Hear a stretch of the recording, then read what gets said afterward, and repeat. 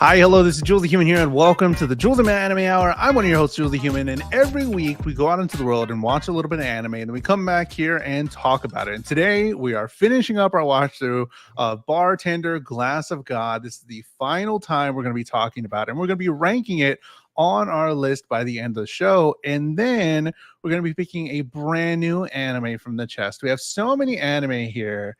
Some that have been here for a very long time, some newer ones, but we have so many anime to choose from, and we're going to be picking it out randomly from the chest, and it's going to be a good time. We're going to figure out what our personality is going to be for the next couple weeks, and you can put an anime into the chest by submitting a $5 super chat on YouTube or 500 bits on Twitch, and that goes both to me and Matt, and that'll get you an anime to choose from, and we'll put it in. We may watch it next week, we may watch it in the coming season, whatever. But I don't go on these anime journeys alone. I go with my co-host, Matt Galley. Matt, how are you doing this week? I'm doing so good. I'm really ready to talk about some Bartender here. But yeah, I mean, you and I were just talking about it a little bit before. I just have deadlock brain rot right now. I was just talking about it last week, how I was dibbling and dabbling. But now it's just like, man, I cannot stop playing that game. Is it because there's not like a ranked yet, right? I know it's still there's fairly no new. ranked. It's just kind of like all casual, and there's no like way to do picks.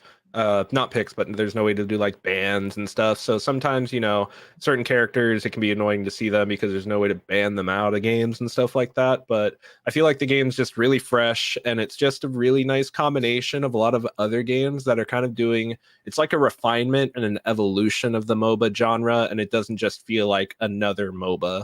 And that's what's been so refreshing for me. One thing when I played, it was a little difficult because one, it's the most people on a team that I've played against. Like, I think it's 6 people, right? 6v6, yeah, Yeah, which we haven't 6v6, had since Overwatch 1, really. which I never in a similar played. game, yeah. So I never played a 6v6 game one. And then there's a whole other lane that you have to pay attention to. And I was like, oh man, this is cool. So I can see the 4 lanes, evolution, no like you're jungle. saying. Yeah.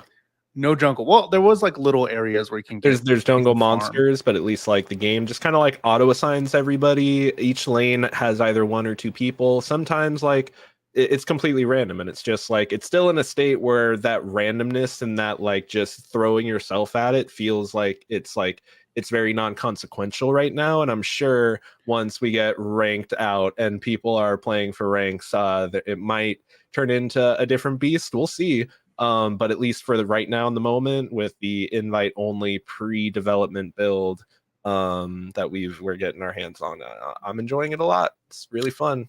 Very cool. Can't believe it's free right now. Like, it's free?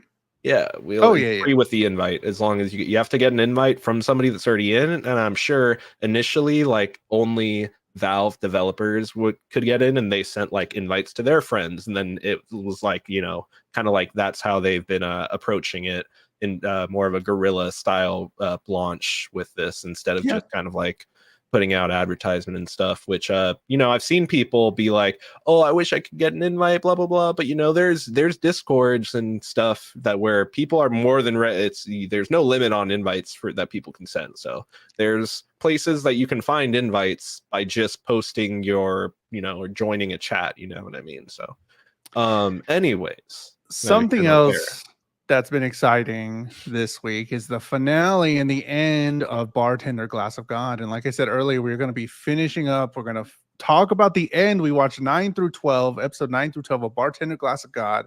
And we're going to be talking about the entire first season and give you our thoughts and rank it along with you and your rankings that you put in. Hello, Cosmo. We're going to pick a new anime. In Zaddy Galley, yes, we're going to be picking a brand new anime from this list here. So we have a long way to go. Let's get into it. Episode 9, North Wind. What happens in episode 9 of Bartender Glass of God? Sasakura, I'm sorry. I had this one. Sasakura and Miwa end up wandering into a bar in a more seedy spot of town. Turns out Sasakura's senpai is the bartender here. Sasakura examines and comments on the way Kitakata seems to handle his customers and cocktails. but Kitakata protests that his bar is a sort of field hospital on the front lines. Not every customer needs medicine, some need the poison, he remarks. Kitakata and a regular of his stop by at Eden Hall, where Sasakura creates amazing variations on the same drink for them individually, but also receives information from Kitakata on the whereabouts of their old mentor Kaze.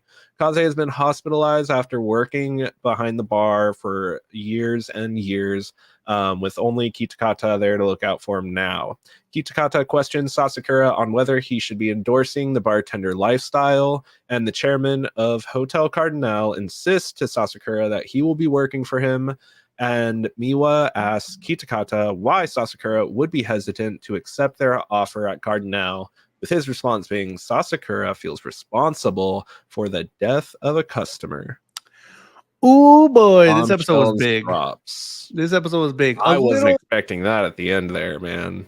No, and broadly, this episode feels like, or this last 4 episodes feel like I don't know, they squished a lot into these last 4, and I don't know how I feel about, like, of course we're building to the end, but like, could they have done it so that I would have been hooked a little bit earlier? I don't know, but this show definitely feels like it's just lackadaisical. We're going through it and we're telling these little stories on the way. It's exactly. I feel like it's like each 4 episodes are kind of like their own set, where you have the first 4 episodes kind of being more about the introduction to like the concept of what the show is going to be, and the core characters and the like environments and stuff that they're going to be dabbling in, the types of conversations and concepts that the show wants to be doing. And then the next 4 episodes after that are kind of like more focused on the whole Kelvin arc and that whole cocktail contest thing. And then we get these 4 episodes that kind of bring it back home with like, okay, now let's focus back on Hotel Cardinal needs to get Sasakura in the bar. Why, how, and why? And it kind of like plants the seed right here, finally wrapping back to, again, at the end of the first episode, we get, oh, he used to work somewhere. Why won't he, like, that was really high up. Why won't he come work for us if his excuse is he's afraid of heights? And it's not till now, episode 9, that we're finally getting the answer to that question that's just been on a back burner. And I mentioned that last episode where it's just like, they've kind of just been ignoring that whole thing. And episode 9, they're like, oh, Miwa finally has a way to access that information. So it's like, I think we have they bring it back into the picture very elegantly, but it does feel like it's almost, I don't want to say too little too late, but it feels like it is a little late. It does feel, could we have met Kitakata a little bit earlier? Just met him, gone to the bar once, whatever, and then have this revelation at the end of episode 9 and it still feel the same. I think it would have been better if we met him sort of at the beginning, because now, like, the whole Chen saga, like we were talking about, we don't see Chen at all in these last 4. Like his story's over, and it's like, I kind of liked him. I was like, I kind of want to see him with the crew. Like maybe he could have been, well, he was gonna go with his dad's place, but like maybe come into Hotel Cardinal and be like, hey, what's up, guys? Like, oh, whatever. We don't see him at all in these 4 episodes, but Dunzo Canunzo. That's what I was kind of sad about too. Northwind. So they head into this like sketchy bar, like you were saying, and we meet what I originally like notated him as was a bad bartender. That was before I really knew that, you know, they knew about him, or Sasakura knew him, but we meet this quote unquote bad bartender, Kitakata, and it's been 8 years since they've seen each other, and they walk into the Northwind. Sasakura orders a Bloody Mary, and we find out that they used to work at the same bar. They used to be cohorts together, just slinging drinks. He talks about making a Bloody Caesar using tomato juice with clam broth, which was really interesting. I was like, huh, what is this? A lot of people, even in their Bloody Marys, have a preference to, at least in the States, have a preference to Clamato over just like tomato juice. It just, like Sasakura says, it creates a more unique, a more dynamic flavor. The drink that he makes, the Bloody Caesar, has 88% alcohol, and he kind of explains his rationale about the woman that didn't really want to do anything with the guy, or just brought him there to, I don't know what the situation was, but she was not wanting this man's company, and the reasoning why he gave the drink to him that would make him really drunk at the beginning. Kitakata talked about being, or Sasakura talked to Kitakata about being the bartender being a physician to take care of their guests, but he had a spin on it where in the position that he's in right now, this place is a field hospital on the front lines, and this is a place for the person that needs that poison to get through the day. How do you feel about that? Like, just different take of what the bartender, because we've only seen Eden Hall. Kitakata says there's a lot of truth to what he says with the whole, like we're not some fancy, fancy cocktail bar in Uptown like you work at. He's working what I'm assuming the show's kind of setting up is like close to a red light district. There's different strokes for different folks, as they say, to each their own. There's all of the turns of phrases where it's just like, it really depends on your a mix of things as to like what's going to be appealing to you as an individual. And yeah, for people that their days are long, rough, they have to deal, sex work is work, but it doesn't mean it's easy work. And for some people, putting up with those types of things, they need something really strong, something that's just gonna get them through the next day, because they don't want to have to, sit with those feelings that they have. And it's one thing to let them like drown. Like, he has a guy sitting at the bar just with the bottle in front of him, I think we see when they first walk in, and like that's one thing. But in the situation that he's presenting with the hostess, it's like it's very understandable, like that's kind of like what the situation is. Yeah, don't give somebody just a bottle to drink from. That's not okay.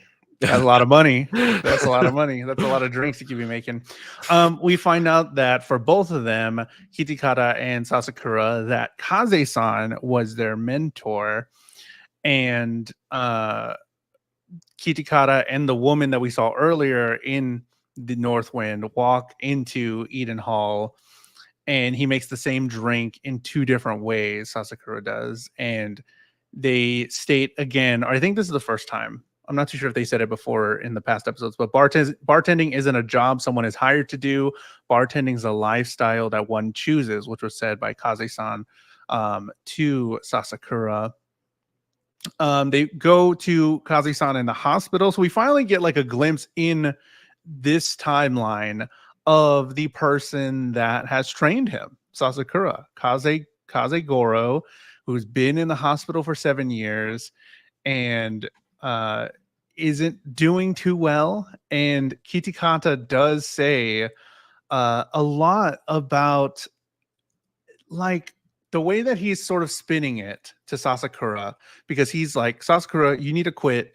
You need to get a real job, because Kaze devoted his entire life to bartending, and look at him now. There's nobody here. It's just us two. All the people that he served that loved his drinks are not here at the hospital with him. Nobody has seen him. And they all just revere the drink and not the person. And it's like real life. Like, oh man, like when you're thinking about it, you devote yourself to a profession. And in the end, like, what do you get out of it? And we see that with the in episode 10, again, bring up is that like the show initially presents it in this light where like, yeah, it happens here, but like it very quickly you can see where it can just be really applied anywhere. It's all about like everything in moderation, including your work. You should have work in moderation, because there should, in my opinion, there should be a you outside of work. Because for a lot of us, when we're at work, we're putting on a hat. We're putting on a hat and we're playing that role. We're doing that part. And it depends, profession to profession. But a lot of times that hat doesn't really give you the ability to be the person that you want to be. You have to be the person that would be wearing that hat. So I think there is truth to what he is saying, or what the show's presenting with that, in that, there's there you need to have the you away from work as well. Definitely.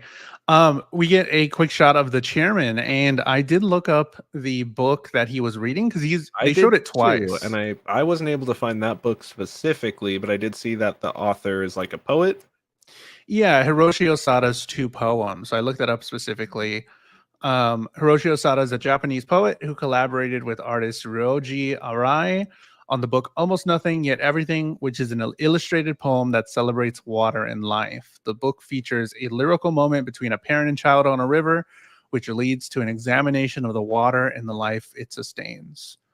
Which is really interesting that he's reading it, given all of the context of life and uh, what it means again to be human, to live and to not just be the thing you're doing.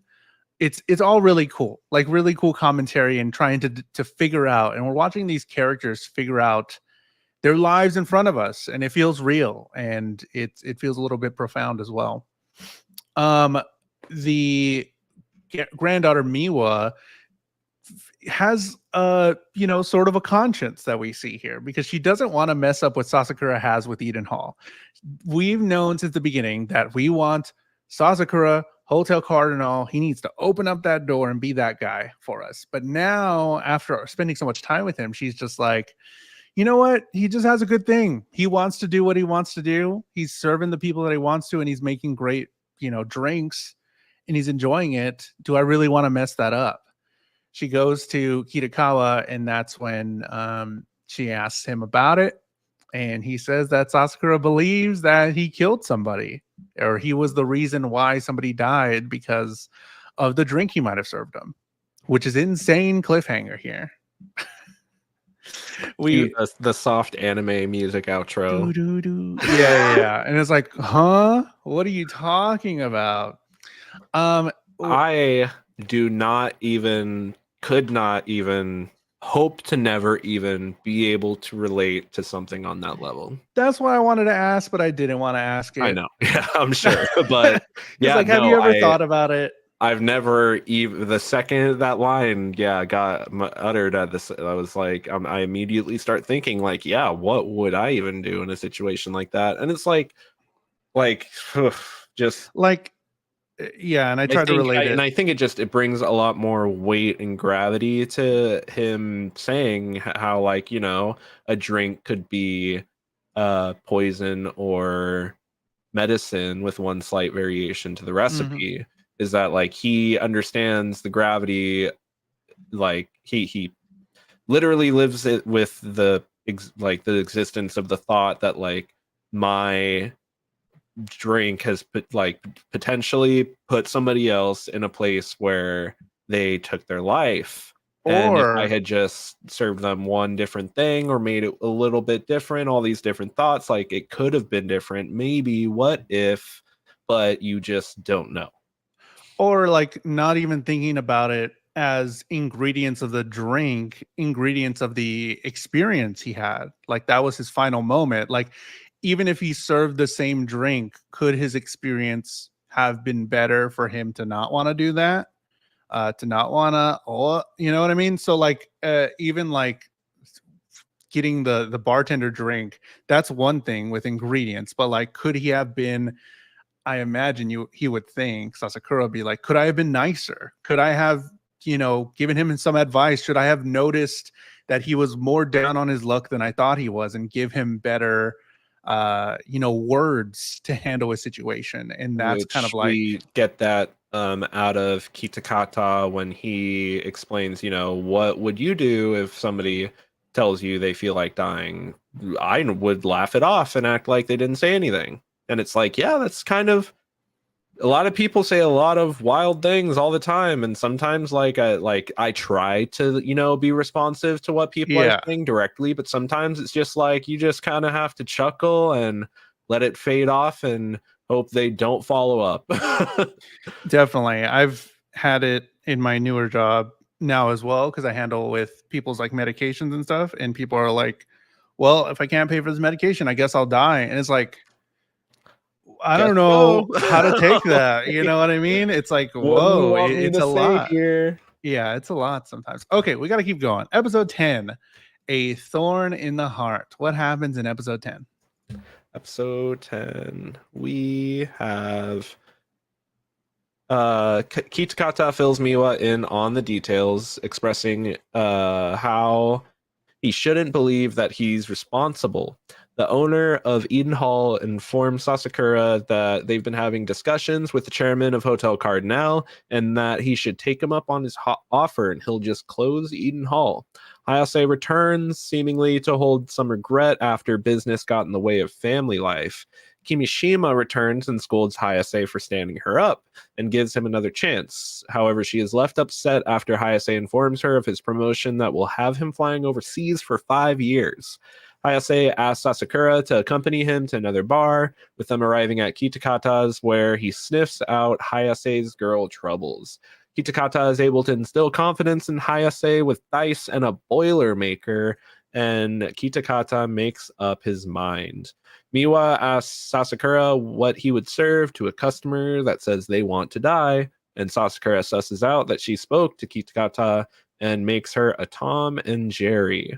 Miwa worries for Sasakura, and if he still has feelings about that day, with him realizing that he had been ignoring his own feelings for the sake of his customers. So we find out that Sasakura met a man that wanted to die, that walked off the top of a building. And Kitakata says that he has questions, obviously, that what if he had served a different drink? What if things had gone different? Could he have saved this person? Something really interesting I thought, which is really funny, was that they were like, it was a really short scene, but they put Sasakura on the Hotel Cardinal flyer before he even accepted. It was just like, what the fuck? What's going on?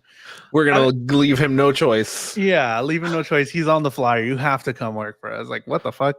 I think this is the first time that we see the owner of Eden Hall. Yes, which last ever. episode, my big prediction was that Sasakura actually owned Eden Hall, and I guess stand corrected. Could you even predict that that was the reason why he didn't want to work there? Is because Not he at thought all. he I would would have have killed never somebody? guessed that in a million years. Like I said, there was not even a connective tissue of like that happening like ever. And it's just like No. immediately it's just like, yeah, like that would definitely throw me off. And like maybe I don't want to work in a hotel rooftop high up bar where people can just You do know, that. maybe they should have been more understanding. How about that? Maybe after you hear that story, say, never mind. We're good.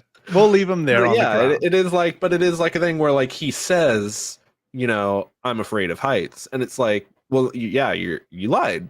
So let's like, why? Like, why is it like if that's the actual reason? Uh-huh. Like, she asks him like, are you okay? And he's like, mm-hmm. Just like And he went into this whole thing. immediately, like just like, mm-hmm. Doesn't really react or be responsive, but immediately as she leaves, he's like, wow, I didn't even realize I've just been holding on to that and haven't really let myself feel it. And then like now at that point, I think there might be a part of him that really, especially after hearing from the owner of Eden Hall, and I think that's why he like, you know, has the conversation with him about it. Like, what do you think I should do? And he's like, I think you should do it. Like, what are you going to do about Eden Hall? I'm going to close it. It's like, I think it's like, it's just a good statement on, you know, confronting your trauma in order to take the next step, because it does honestly seem like it'd be like they offer him more money and stuff, all these things. And it's like, you know, he talks about, you know, I don't make a lot of money. Bartenders just don't normally make a lot of money, all this stuff. So obviously financially, it's a good move for him. Obviously there's there that people care about him because, you know, the owner, the chairman, handpicks all of his employees, which is like crazy. Staff a hotel and you handpick all your employees. Yeah. So it's just like I feel like it makes sense that he would be coming around to it after, you know, seeing that like the true bonds and friendships that are growing out of the whole situation. It's been a year now, where I think we're a year into the whole hunt, because you know we've seen the season pass. There's like they're coming up on Christmas and such. And they talk about how, we're almost at an anniversary of the hotel opening. I was But like, the bar is still not Jesus. open. Yeah, exactly. So passage of time and all that. So I feel like we get to a point where he's wants to probably work past that after he realizes that he hasn't really let it go. We get the reintroduction of Hayase in this episode. Hayase comes back. I was kind of not happy with them saying like, we had this picture perfect, they're gonna go out together, leave it at that, him and the doctor, and we're like, oh man, this is a great little love story. And I was like totally okay with it ending there. And then to find out that he like just didn't show up to the dinner for her, I'm like, what the fuck, bro? But I get what they were doing here. They were trying to give the Kitakata like some, I don't know if it's redeeming, but like a different way or different perspective on how he goes about things and how he's still right and pushes somebody to be their best selves a little bit. Because then we get Hayase and Sasakura going to Northwind, and Hayase is going to America soon, and he's still like, what do I do? What do I do? And Kitakata is just going with the flow with the dice. He's saying life is more interesting. Completely going with the flow, and I love it the whole time. I'm like, he's just riffing. Like, he just knows, like, this guy just needs to, have a pep talk, honestly. Boy's just riffing, and he says life is more interesting when you bet big. And Hayase ends up betting on the dice. Hayase gets the Boilermaker, which is a really cool story as well. I really like these little stories that they're throwing in for all the different drinks. And he gives Hayase the confidence. He chugs the whole Boilermaker, and the dice were all stacked, but he leaves without ever seeing it because he says, I know what my heart wants. And I think that was really cool. I really like that. As soon as he said, like, cowards don't know how to confront themselves or something like that, cowards always pretend they don't know the answer. I was like, oh, he got him. Like, he just called him a coward. Like, he's not backing down now. Mm-hmm.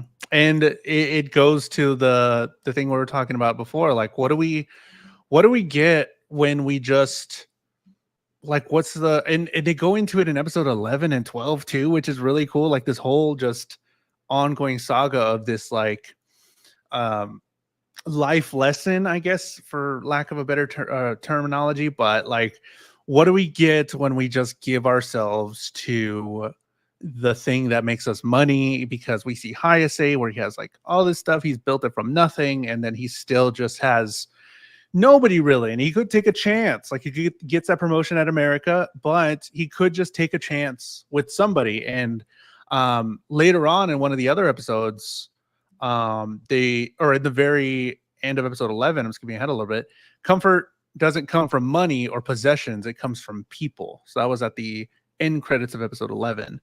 That's what the chairman had said, and it's true here. That like, what do we get from all the things that we have? We have the ability to buy more things, but really it's just the people and the stories and the memories that we make along the way. And the bartender, the glass of God, was that definitely comes back in episode 11, and it comes back in episode 12 as well. Yeah, the friends we made along the way, literally. Friends we made. And then to close out episode 10, we get the whole Sasakura just holding in his emotions. I kind of wanted him to go a little bit more, not a little bit more crazy, but I wanted to see him a little more distraught. Yeah, a little more emotional. Yeah. To shake a little bit. Like, it was in the rain, and I wanted it to be this thing of like, he is like bawling his eyes, maybe. At, like, his eyes are just like, but he's controlling his, like, his posturing and such, but because it's in the rain, you can't even really tell. I wanted it to be a thing like that, where it's just like he's just letting it loose, but he's a little more reeled in, and it's more of like an appreciative moment that he feels towards Miwa for like being the person to reach out and bring him back down to earth type deal. Definitely. But I think showing him up until episode 10 not having very many emotions, having him be very reserved, having him know the right thing to say all the time, I think it would have been a real emotional beat to just have him lose control of himself there at the end of episode 10. And that's why I And thought the when she asked him if he's okay, and he just can't even he can't say it. He just kind of like, and like smiles. Like, I think that's like, definitely a telling moment where it's like, that's the time where like he didn't know what to say. He always responds with words and, rebuttals and stuff. But that was the first time where it was just like, just a little facial expression. Definitely not saying it was bad. It was good. No, yeah. But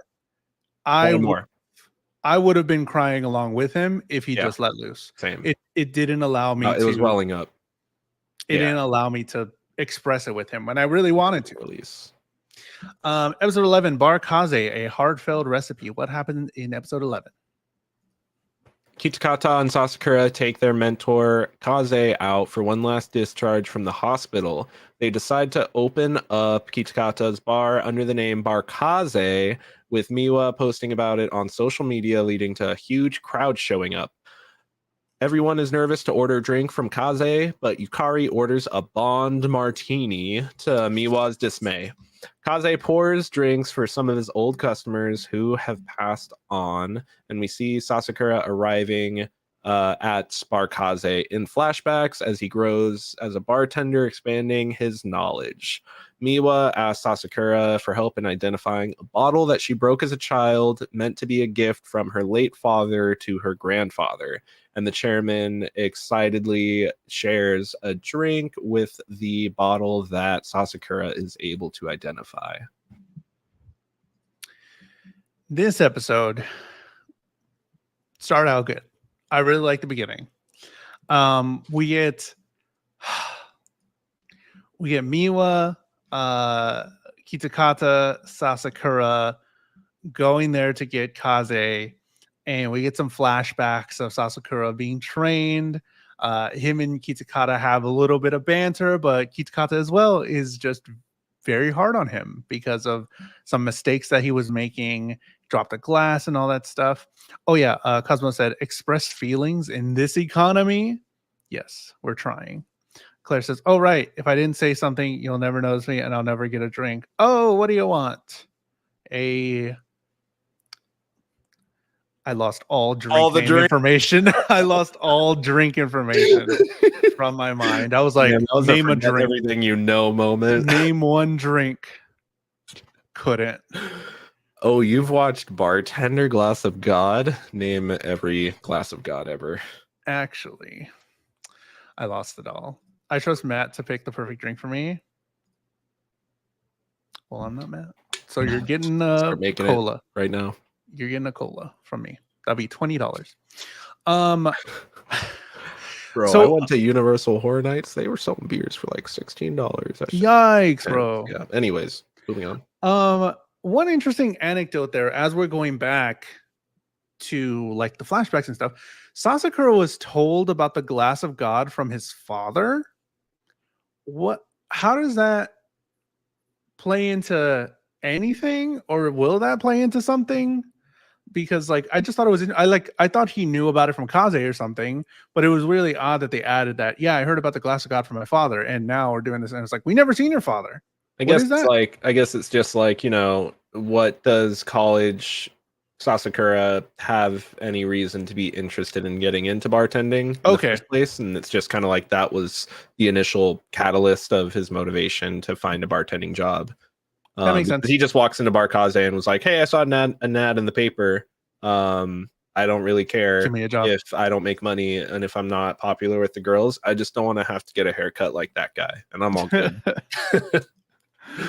But it's like, it does feel like narratively disconnected, and it's just kind of like, again, one of those like, oh, you looked away and you missed it, and it's just like that's the one line that it ever really that connects it to the rest of the show at all. I'll buy that. Sure. Yeah. Glass of God, of course, we know the drink that can heal the soul. And I really like this moment that Kaze-san wants to stand behind a bar again. I'm okay with this man at the end of his life with that being the only thing that he's ever, super done really well. Just being like, you know what? I would find comfort here behind the bar. And we get all three of them behind the bar. And I was like, just Sasakura, Kitakata, and Kaze-san now as we've been seeing him in the past when he first started, and now he's here at the end of his life, and it's like, huh. And then the patrons come back and they love him, and they're like, oh my god, I need me a drink from Bar Kaze. Why didn't anybody tell me I need drink? And there's like tons of people, and Kaze's still got it, bro. He still got it. He be shaking. One Bond martini. Hell And yeah. everybody tries throwing him an order, and he's like, I'm gonna make everybody's drink one at a time. You guys slow the fuck down. Yeah. And everybody's like, yes. Sorry. Our bad. Kaze says to turn off the lights, and he lights some drinks for the flames of the dead, lighting drinks on fire to commemorate those. Do you think there were patrons, bar patrons? Yeah, those were his old like customers for sure. Like he's pouring drinks for old customers. He says on the car ride over there, he's like, most of my customers have passed on, and I'm next. I thought it was a mix of customers plus people he's worked with, maybe. No, I think it was just customers. Okay, yeah, I do remember that now, that he did say that most of his customers are, and then he starts lighting, and like he's telling their story as he's lighting them. He's like, I told you to only have like 2 cocktails, but you would always end up getting 4 or 5 lights. That's crazy. He lights up 2, and I'm like, okay. And then he starts lighting up a lot of them. I'm like, oh fuck, it is gonna be a while. He's an old soul. Yeah, that's crazy.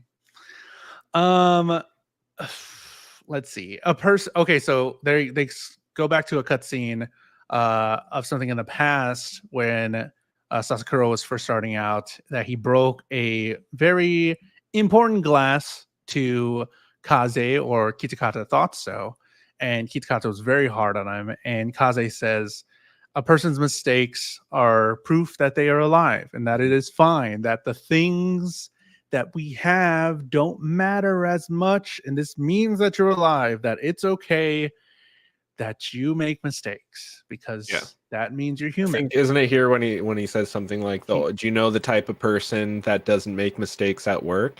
Like who? He's like, the person that doesn't work in the first place. I don't know if that was this episode or a different episode. I don't know. But we get that line somewhere. Yeah, I'm trying to see if I wrote it down. I don't know, but I remember that line, yes. So I lost my place. So then, like in the middle, Sasakura is talking and vibing, and we hear Sasakura talking about some stuff, and then he burns a cocktail there.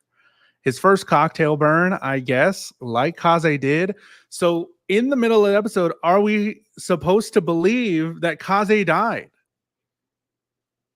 Because because Sasakura was like, oh man, like they did that flashback or whatever. Kaze says like his lines, some like profound shit, and then they come back to Sasakura. Sasakura's talking, and then he lights a cocktail on fire. And then we go to the whole next thing. Hotel Cardinal, 1-year anniversary coming up, whatever. I'm like, blinked and missed that. Holy shit. So yeah. So he lights a cocktail on fire. And then I think it goes to like the half of the episode or something. Oh my god. So does that mean that Kaze did die? Because we don't see him ever again. That's what I would assume. Yeah. That's what I would assume. Okay. Because they didn't really say it. And I was like, okay. He lit the thing that Kaze did for his customers that died, and then Sasakura lit one on fire as well when he was all alone. Yeah, you're right. Dang. Now I'm sad. I'm sorry to break it to you, but that old man died. What the heck? I looked. God, man. I didn't even see that when I was grabbing screenshots. We get into the whole other half. Wasn't as interesting to me, but is a fine story, I guess. An episode 11 story, possibly to push that whole the chairman and push it into episode 12. But like, it was way too long trying to find this liquor. And I'm like, what are we doing? How did you feel about the second half of this episode? I mean, I understand kind of like the direction they were going for with it, but it felt like a lot of nothing to get nowhere. It just kind of felt like the filler, the back end of this episode. I would have preferred to see more out of Kaze-san for this entire episode. Yeah, because we get Miwa just being like, I need to find this drink. It's very important. This was the drink that her dead brother But was it's gonna. It's a great story. mhm. Fine. And it's just kind of like, you know, like when they start going through like, oh, it could be this, but then like here's another bottle and it That could be part. this, and then here's another bottle and then it could be this. That's why I'm like, oh, that's why they're doing this segment. And it's like they just want to hit more numbers on mentioning more brands and talking about more Oh, you know, they're mentioning like, more brands and hitting more criteria on like where this is a show that we can also have people expanding their knowledge on different types of okay, stuff. Like that's where I'm like, oh, that's why it's here, is okay. because the all the different types of bottles that we see in them, just talking about how it's, oh, it's really expensive. Oh, you have a really nice house, you can actually afford these expensive things we're talking about. And it's just like, oh, all right. We get it. There's high end stuff too. There's a classy how part of cocktail of liquor culture. how about this one? Brand out. Just how about this one? Is this the one?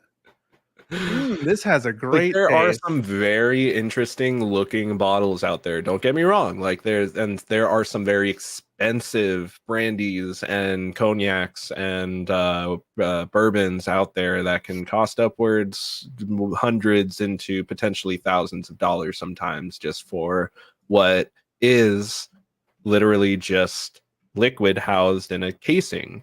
And it's just, sometimes it's like, so when you have something that expensive, how how are you gonna you know, how is its character going to be defined by the casing it's held in? And that's kind of what I feel like it's emphasizing, Yeah, is the fact that, you know, oh, these expensive ones, the bottle themselves can give it character. And it's like, all right, that's your heavy way of explaining and giving that to the audience. I understand. I'm not into that end of stuff. If a bottle is more than like $80, it's like, I'm not even about it. That's not really something that I care about. yeah. It was just way too long in that section, and we're like, oh, let me think. Let's think about this for like, no, we're on episode 11. Come on, let's get to the thing. Cosmo said, I trust Matt to give me CPR. And Jules gives me bartender vibes, like you'd make a mean cocktail. Hell yeah, double everything. Boom. Double vodka. 2 shots of vodka. Yeah. Glow, glow, glow, glow, glow. Matt's actually the bartender here. I thought I could. I mean, I probably still could. Probably could if I wanted to. I just don't think I have the mental to just do it every day. Can't do that. That's like I know for me, I couldn't. there's a, you know, service industry thing, is that you never want to work like 4 days in a row, 4 or 5 days in a row, and so I work. it's me Yeah, in the industry for sure, I've because worked in. it's mentally taxing and it's physically taxing. Like you're on your feet the entire time, and that's what these episodes got into. You're on your feet the entire day. You're you know, having to interact with customers. It's early days, it's late nights sometimes. Like I've had days where like I'm the one unlocking the door to open the business, and I'm the Mhm. one locking the door at the end of the day. And I was just there the entire day because for some reason or another, that's how it worked out. And you just gotta, you know, bite the bullet. It's good. It can be good money, but it's demanding. It can be very demanding if things aren't set up right for you. Definitely. I've worked with in the service industry during the day, and then you give me, hey, how about you do this? But people are drunk sometimes. And I'm like, no, I don't think I do. I don't think I will do that. No. Um they find the whiskey, they heal wounds. The chairman heals the wounds with his son from 25 years ago, and it's very touching, really great, all that stuff, whatever. Um the chairman does ask Sasakura at the end to make the glass of God for him, which means I think that we talked about the glass of God, how it's supposed to heal your soul on the way out and all this stuff. And then we see Kaze die. So at the end of this episode, I'm like, is the old man saying he wants his last drink to be from Sasakura and like to wish his soul off into the ether at the end? Or is that the chairman gonna die soon and he wants Sasakura to be his guy? I was just like, this in episode 12, I'm just like, is this At the man end of this preparing to episode, die? episode 11. Episode 11, after the credits, Oh, there was a thing. I didn't watch And the post-credit bits. the chairman was talking to Sasakura, and he says they're talking about some stuff, and then he's like, comfort doesn't come from money or possessions, it comes from people. Still talks, and he's like, will you be that person that makes me the glass of God? And then it ends. It was very short, wasn't much, but the way he says it, after I figured out that Kaze-san is dead, I'm like, is he asking him to make his final drink because he's gonna die soon? Because we saw him in episode 12, spoiler, collapse. Episode 12, an important job. What happens in episode 12? That, I mean, yeah, I was wondering why this is how this one opens, and now it makes sense. Yeah. Wow, that's all kind of adding up now. Sorry. So the chairman ends up in the hospital where he accepts that it's all up to Sasakura at what will happen at this point. We are introduced to an author, Kurosawa, who appears to be in a depressive state of writer's block, titling his newest manuscript, Will. He stops by Eden Hall, where Sasakura engages with him and challenges his mindset before making him a sledgehammer. Kurosawa is intrigued and left impressed by the drink, saying he now has it in him to write his story. Miwa compliments Sasakura on serving a successful glass of God. The chairman meets with Sasakura to discuss his conditions for coming to Hotel Cardinal, where Sasakura shares an anecdote on the two things the bartender cannot make, one being a cocktail that is served in parts to be made in your own mouth, and the other is the marks that guests leave, which itself becomes the history of the bar. The chairman, wanting to play catch with Sasakura, as to leave a mark, a memory, a piece of history with him as well. And the hotel's countertop style bar finally opens with the nameplate Eden Hall on the door, the history behind the name being shared with us, and Sasakura ready to serve more glasses of God. Friends we made along the way. Hell yeah. So the chairman does state, and they're not really saying it, I think he is dying because he has been collapsed. And then he's like, I want to play catch. I want to play catch with this boy. Yeah.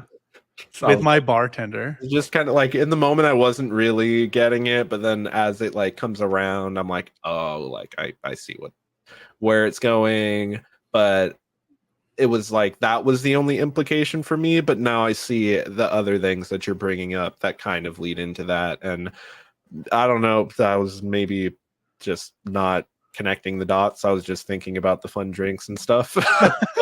it all, yeah. Like, ooh, what are they gonna make this time? And Matt's like, ooh, what are they gonna make this time? And I'm like, why is everybody dying? Why is everybody dying? Why does everybody want to die? I'm just like, Kaze died. There's death and there's life, and we lived and we laughed. It's just a change of state. It's what I learned from the last anime we watched. To Your Eternity. They all, something stupid, they all finally realize that Miwa is the chairman's granddaughter. And I was like, what the finally? Yeah, like I thought it was just Yukari that didn't realize it. Yeah, just Yukari, like, I guess. What? You just called him grandpa? And Miwa's like, yeah, didn't I tell you? She's like, no. Yeah. We see and meet Kurosawa, who is a writer that's being pressured to write his next manuscript, how his next one's going to be called Will. So everybody's like, uh-oh, is he gonna what as well?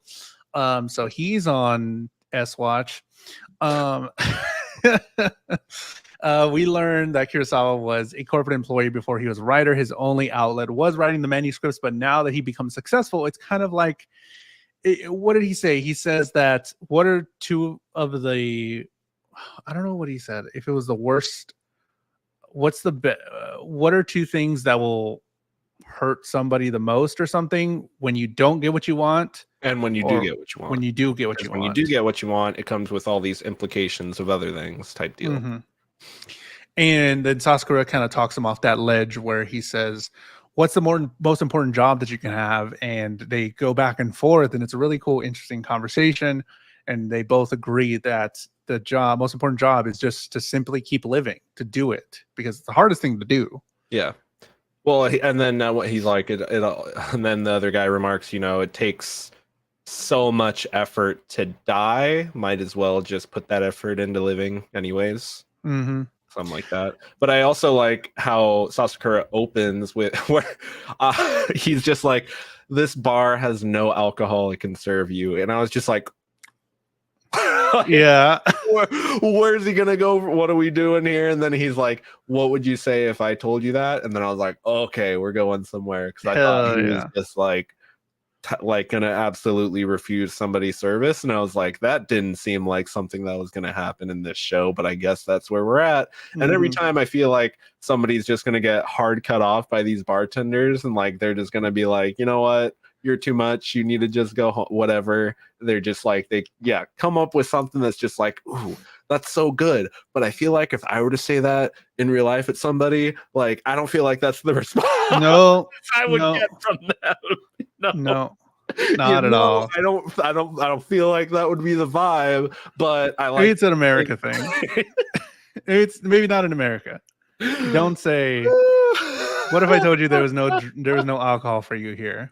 What would you say to that? Like, well, I would say fuck you and leave. Yeah. Anyways, sorry. Yeah, Sasakura makes him a sledgehammer, which is literally the glass of God, and Kurosawa doesn't pay for his drink. Crazy. No payment for his drink. I haven't seen any. Well, actually, I've seen some people drop bills into their glasses, but he was like, thank you, I feel inspired. You're going to be the first person to read my book when it comes out. Cool, thanks. He leaves. Be about a bartender getting shot. Bang. Yeah. Wait a minute. The tab. No. Okay. Whatever.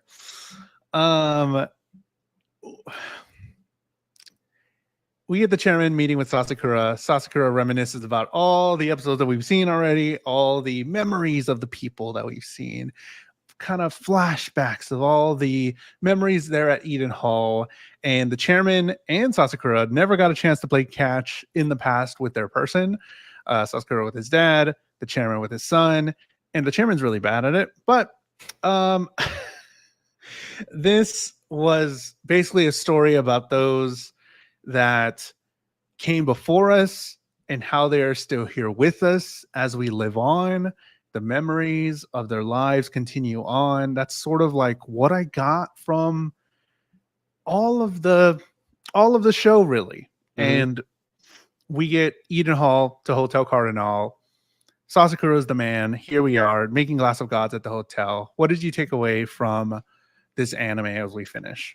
Like you were saying, it very much is about, for me, how, you know, we only have so much time here, and we should be spending it doing the things we love, engaging in the lifestyles that we want to engage in, but also making sure that we ground ourselves with our actual lives outside of that. It's about how people can impact others, can improve others, how we can find community through enjoying the same things, because like Miwa, who wasn't really somebody that went to bars before, like, you know, suddenly is at Eden Hall every day and making friends with Sasakura, and they're going on trips and stuff together. So, and all the bartenders that we met. And all the bartenders that we met along the way. It's all about the Glass of Gods, where the friends we made along the way.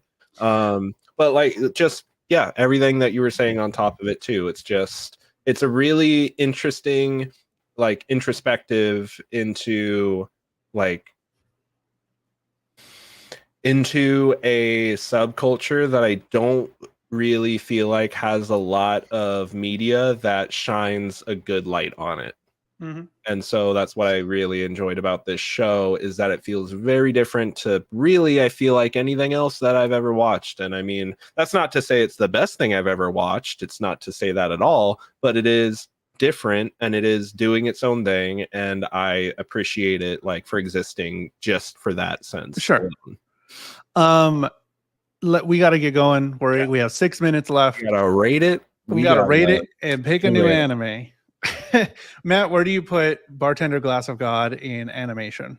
I'm giving it a B on animation. I feel like it was very consistent. It did what it needed to do. It knew what it wanted to do, and it did it well, but that wasn't going to be ever anything that got too really crazy. I feel like it uses animation in a very in a very like by the numbers safe way, but it's never going to do anything that's like over the top, but it consistently looks good. The shots aren't anything that are dynamic either, and the composition a lot of the structure a lot of the time is just person with person talking about drinks or the story behind the drink or the problems that they have.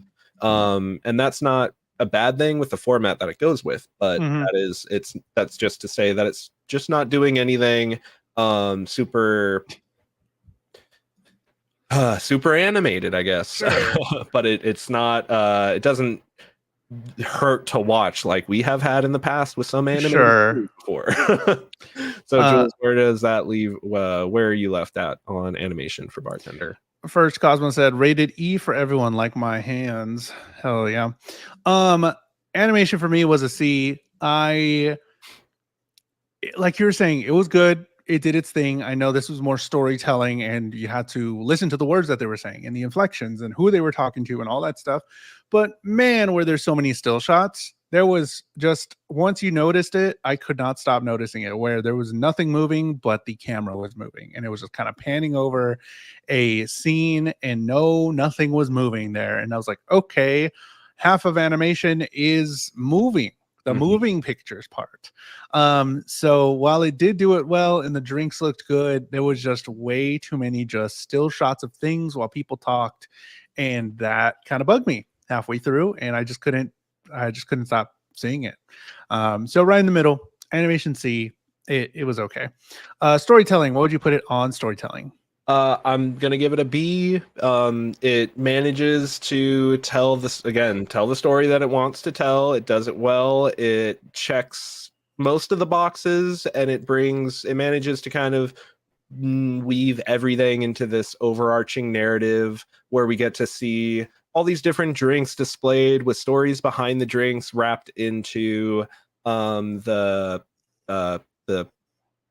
people and their experiences, as well as all of Sasakura's anecdotes on perspectives of just so many different things I found very interesting. So, but again, it's not doing anything that's going to blow your mind, and it's really just all about the dialogue that's happening at any moment. But I do find the dialogue very engaging. So I'm giving it a B because I found it good. But again, it's just I feel like with storytelling, we've definitely seen much more expressive and much more dynamic stories played out, whereas this one's entertaining and it knows what it wants to do, and it does it and then wraps itself in a bow and says good night. Jules, where are you going to rate storytelling? I did like the stories. Like you said, they are very simple stories are fine, and I really enjoyed where the characters went and all the new characters that we met almost every episode, where there was just a new story for a new person and we get to learn something about it. So I give storytelling a B. Will I watch this anime again? No. Is it worth watching? Possibly. I'm in the middle about that so far.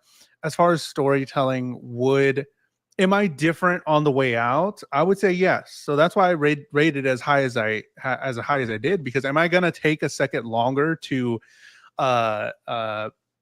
enjoy a drink? Yes, I will now, because of this anime, because it'll bring me back to this anime and thinking about all the different things that I learned, all the different ingredients, and like enjoying a drink. Am I a better person for watching this? Yes, I think I am, but I don't think I would watch it again. I don't know if it's for everybody. So it was enjoyable. It's a very mature show where you have a bunch of adult characters engaging in very adult conversation. Yeah, there's not really anything outside of that. There's no haha silly funny moments. Like you're either gonna feel your heart get touched or you're gonna feel yourself get bored. I feel like you're gonna be in one of those two boats as somebody that watches this. Definitely.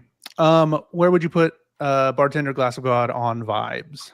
Completely bias. Bartender, again, for anybody that didn't already get that, but Bartender right here. So for me, vibes are definitely S tier vibes. I love the way that the show was able to represent all these different bars, all these different bartenders, how each of them is unique. The later episodes kind of took a back seat to Sasakura's story, but I really like the earlier episodes introducing some of the more core fundamental things about bartending, like the face of a martini and all those types of things that it got into early on, kind of set the stage, and then it takes a backseat to Sasakura in kind of acceptance and rediscovery of himself and what he wants to do, which I feel like is definitely relatable to everybody who's sought a career in a profession that requires some sort of personal expression. I feel like, even though it's a show about bartending, it's bartending itself is an art form, and there are many parallels you can draw to other forms of art through the show for sure. And like we were saying before, life lessons. And I'm a big I eat up anecdotes and just fun wordplay, and that's all this show was. So for me, S tier vibes. Even though I can acknowledge that's not for everybody. It's incredibly biased, but it's my S, and I'm standing by it. Jules, where do you rate vibes? Vibes are an A. I did enjoy going on this journey with all the cool characters. We had a lot of interesting stories, a lot of wordplay, like you were saying. A lot of people were saying some really interesting things, and I did say it already, but will I come out of this a different person? I think I am. And I did enjoy it, and it was enjoyable enough while making me think about different stuff in my own life, and the way, like you were saying, how this relates to people as a whole that have gone down a profession or have done something in either service, entertainment. Like, this can really just be a template for anybody that's done anything with their life, which is really interesting. Like, this can apply to your life in some way, and you can take it however you want it. And I love that I took something different than probably what Matt took from it and what you would take from watching this. So I do think there is something for everybody, but like we did say, it is for adult humans doing adult things, and for probably people that are in their later 20s, 30s, or whatever, after you've done some living. People who have done some living and made some mistakes and have had the time and energy to reflect on those mistakes and try to wonder what it means for them as they move forward in life. Claire says, I feel like Jules would be more likely to accidentally poison you. Just look at that face. Is that a face of someone you can trust? What do you mean? You can trust me. Except when I go squinty eyes, yeah. I'll be like, here's your drink, sir. Just, All right, so we've given our ratings. You've given your ratings. Let's give a final rating to Bartender, Glass of God, and a B ranked anime.